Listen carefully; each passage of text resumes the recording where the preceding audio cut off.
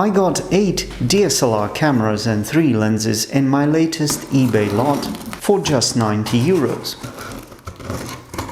So let's see what's actually inside the box.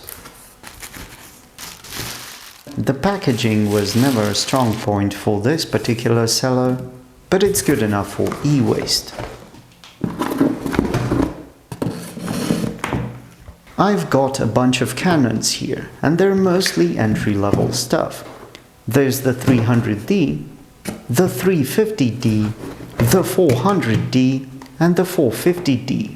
Almost the entire legacy entry-level lineup. There are some other pieces in here too, like the Sony Alpha A290, the Nikon D3200, and a couple of Nikon D50s. As for the glass, there are only 3 lenses in this entire lot. An entry-level 18 to 55mm Canon, which I'll be using to test these bodies, and 2 Nikon 18 to 55mm DX variants. Now, for the first actual good news. All the Canons are functioning. They have no core issues whatsoever. Aside from the obvious aesthetic hindrances, like the sticky grip on the 300D, which I'll address in due time. Unfortunately, the Sony Alpha A290 has a missing battery door, so I shall put it away for now. The same can be said for the Nikon D3200, which I actually had high hopes for, since I already own a compatible battery and could do a lot with that particular camera. I shall try to turn it on later in the video, but for now I consider it a bit of a setback.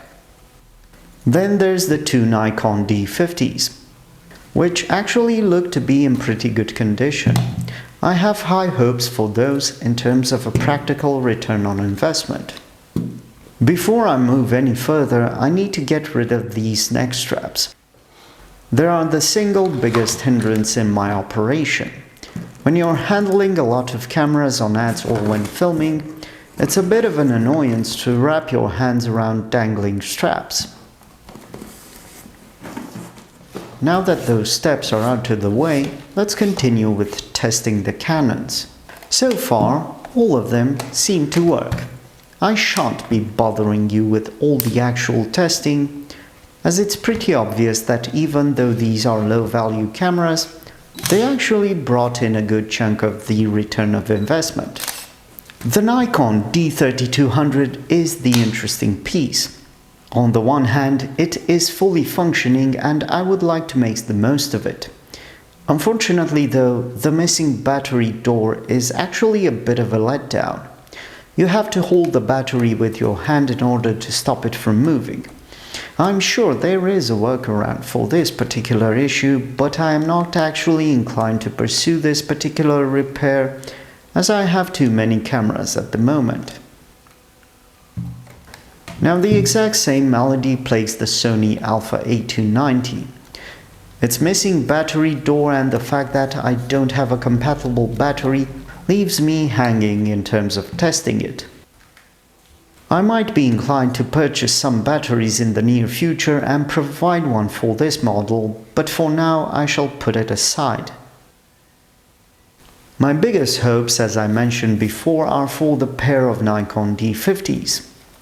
For those, I don't really have a battery, or at least I don't have a fully charged one, as I do own another D50 which has a battery, but since testing it I have depleted it of power.